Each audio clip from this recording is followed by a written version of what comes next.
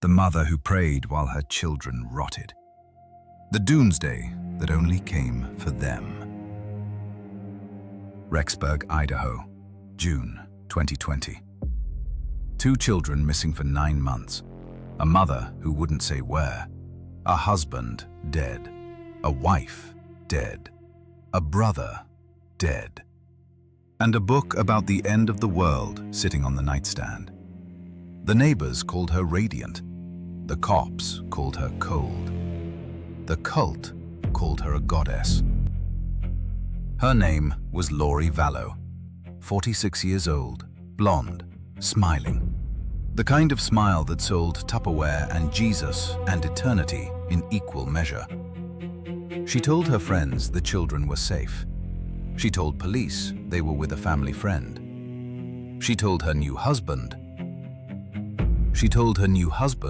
they were zombies. Not metaphor, not medication, doctrine. 7-year-old JJ, 17-year-old Tylee, one autistic, one with her mother's eyes, both gone quiet beneath the soil of a pet cemetery. This is the story of how a suburban mum became a prophet, how a prophet became a murderer, how a murderer smiled on a beach in Hawaii while the bodies of her children waited in the dirt. 5 husbands, 3 corpses, 2 missing kids, 1 apocalypse that never came. Keep the lights on. Act 1. The Stain. A pet cemetery, a charred skull, and a mother sipping cocktails in paradise. June 9th, 2020, Fremont County, Idaho. Investigators dig behind a white farmhouse. The property belongs to Chad Daybell, 51, author, self-proclaimed prophet, husband, current, of Lori Vallow. The shovel hits something soft. The smell comes up first. That sweet rot. That wet copper stink that lives in the back of your throat for weeks. The cadaver dog had already told them. Now the earth confirms it. Tylee Ryan, 17, or what was left of her. Burned, dismembered, wrapped in plastic, buried near the pond where Chad liked to walk his dog. The medical examiner would later say she was cut apart with tools you could buy at any hardware store in town. 20 feet away, they find the second grave. JJ, Joshua Jackson Vallow, 7 years old, adopted, autistic. The boy who loved Batman and wouldn't sleep without his stuffed monkey.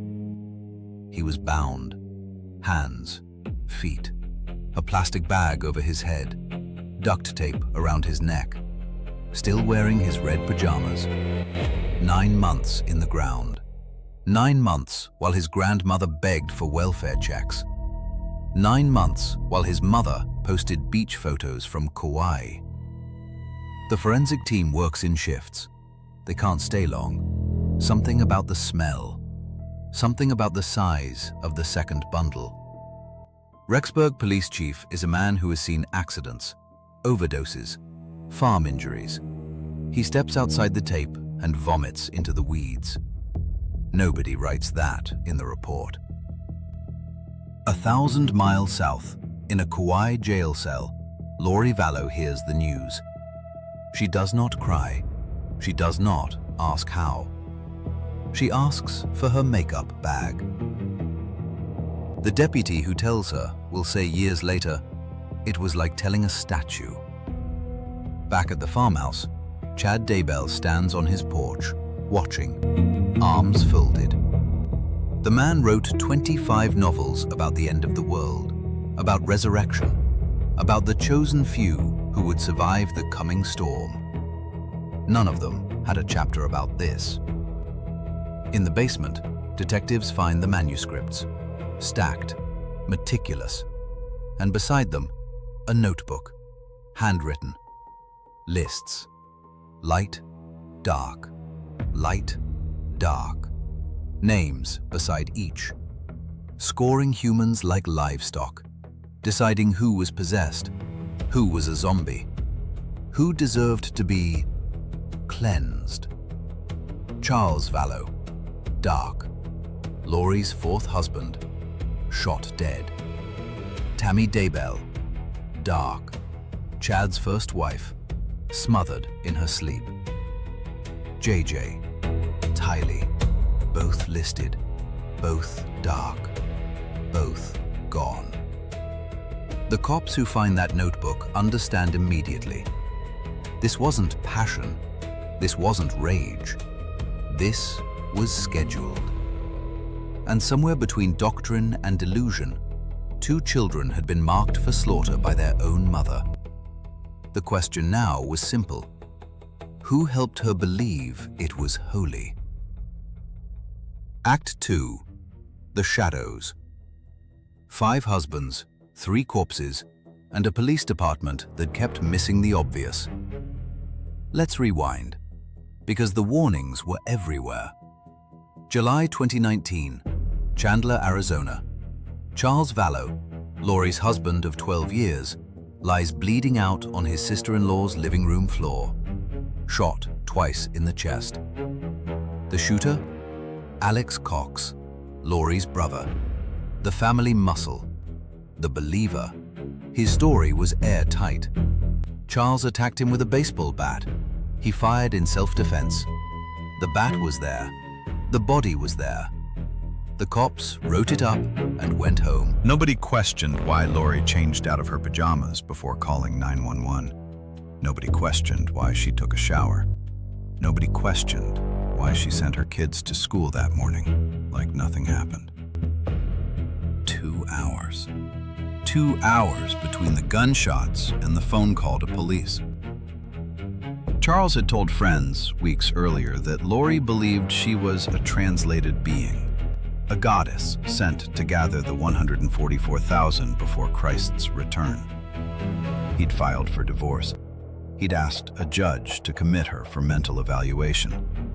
Then he was dead. And Chandler PD shrugged. Case closed. Self-defense. Move along. 3 months later, Rexburg, Idaho. Tammy Daybell, Chad's wife of 29 years, mother of 5, dies in her sleep. 49 years old. No autopsy performed. Cause of death listed as natural.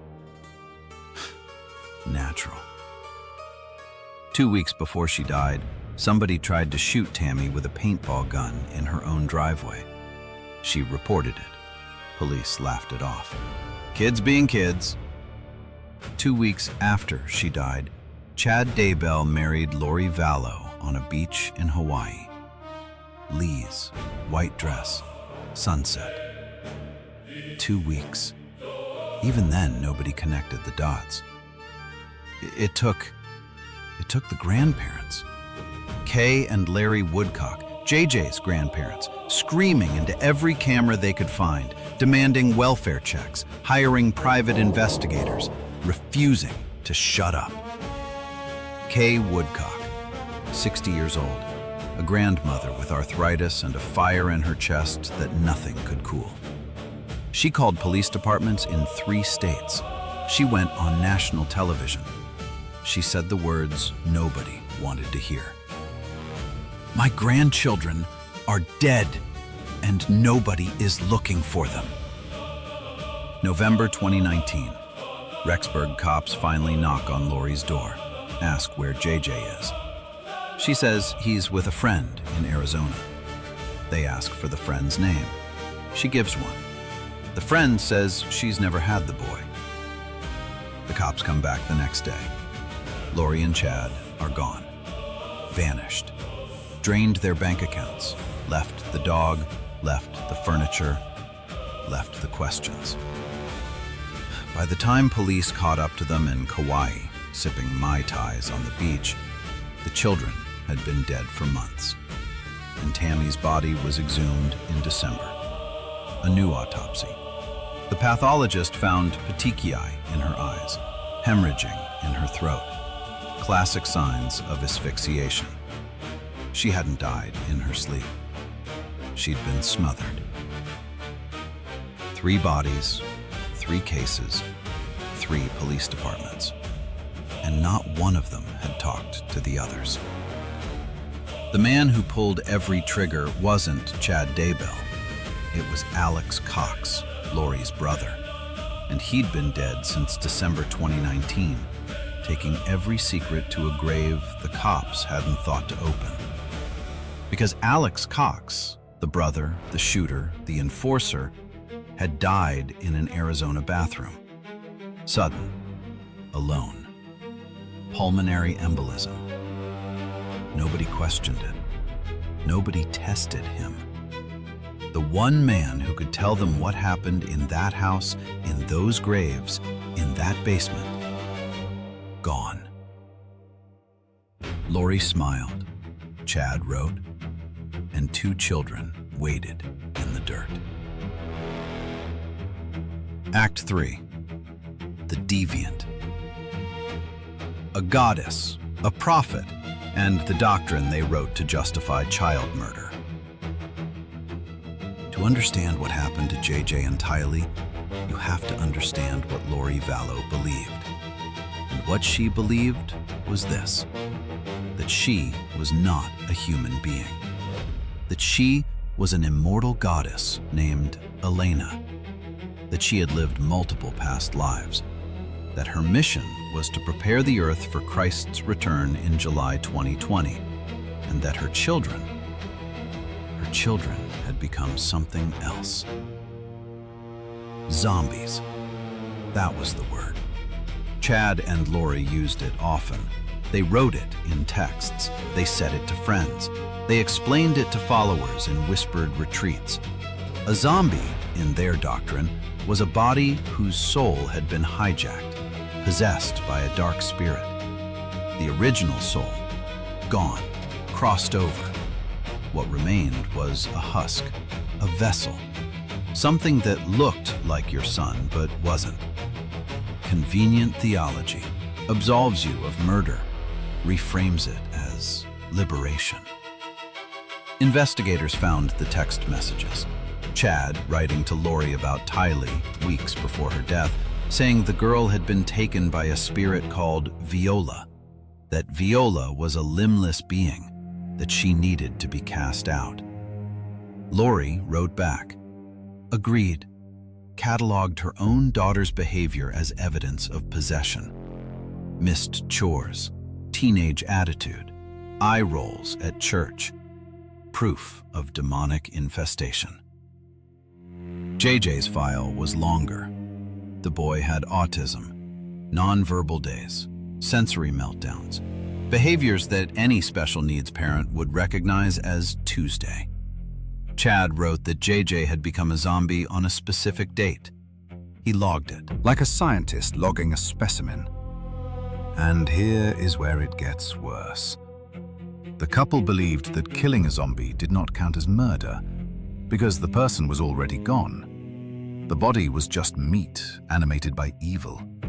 Sending it home, their words, was a mercy, a cleansing. They hosted a podcast, Time to Warrior Up. They spoke at conferences. They sold books with titles about the end times. Hundreds of followers, thousands of dollars. All of it flowing toward a doomsday that would never come. And within that community, a smaller circle, the inner believers. The ones who knew about the zombie list. The ones who nodded when Lori said her children had been compromised. They knew. Some of them knew, and they said nothing. Chad's laptop told the rest of the story. Searches, months before the murders. How long can a body remain buried before decomposition? What soil preserves remains longest? Pet cemetery laws in Idaho.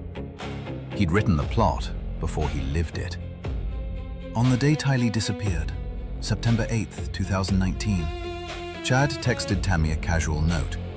Said he'd been burning limb debris behind the house. Hope the neighbors don't mind the smoke. Limb debris. He used that phrase on purpose. A writer's tick, a novelist's wink. His daughter, his stepdaughter, reduced to a euphemism in a text to his wife. And Tammy wrote back, "Sounds nice, honey." 6 weeks later, she was dead too. The cult had a name now.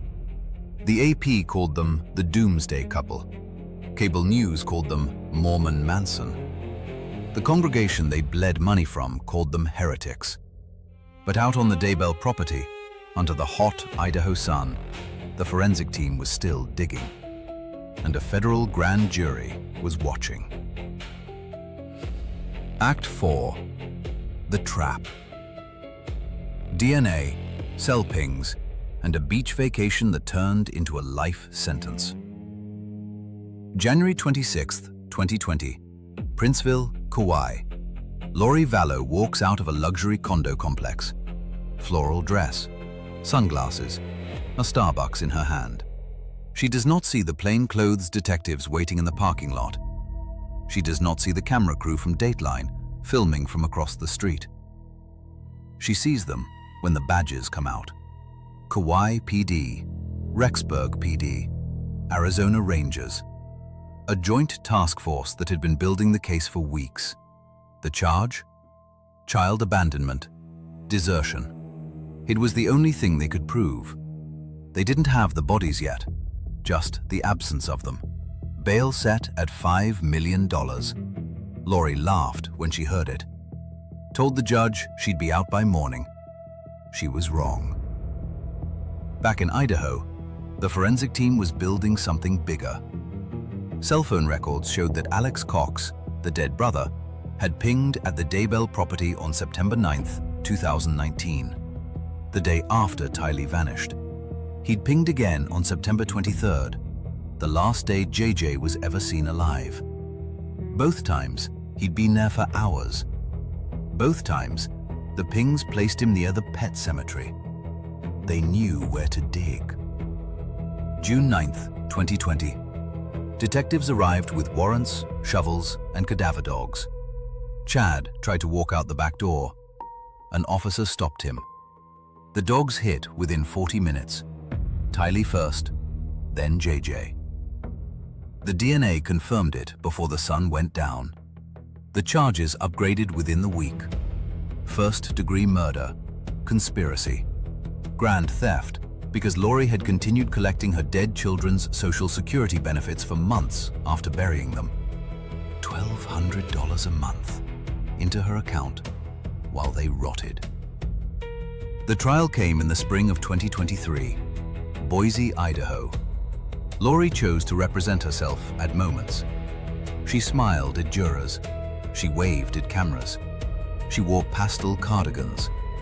Prosecutors played the phone calls from jail, played the texts, played the podcast clips where Lori laughed about demon possession, played the video of Alex Cox, brought back from the dead via a GoPro he'd worn, standing in her Arizona living room the morning Charles died. The jury took 7 hours. Guilty. Guilty. Guilty on every count.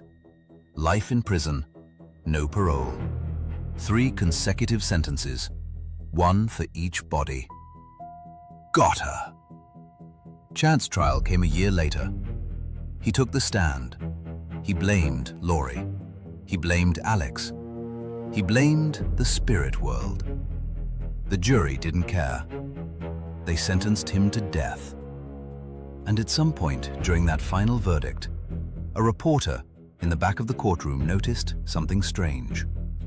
Lori Vallow, brought in for Chad's sentencing, was smiling.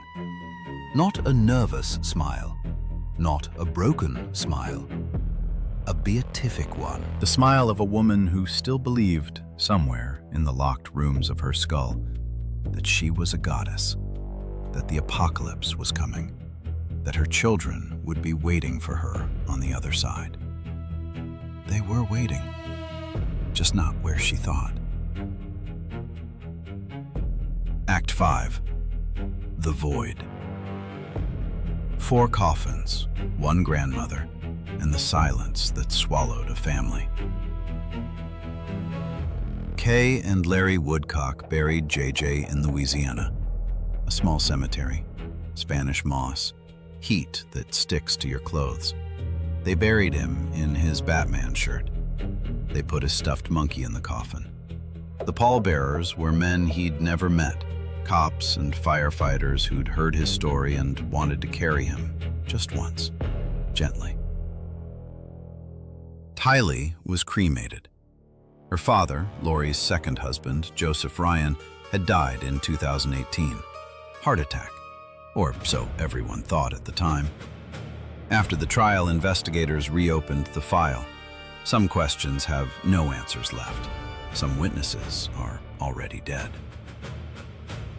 4 dead adults, 2 dead children, 1 cult, and a system that looked the other way at every checkpoint. Chandler PD closed the Charles Vallow case in 72 hours. Rexburg PD didn't autopsy Tammy Daybell. Child welfare missed JJ for 9 months.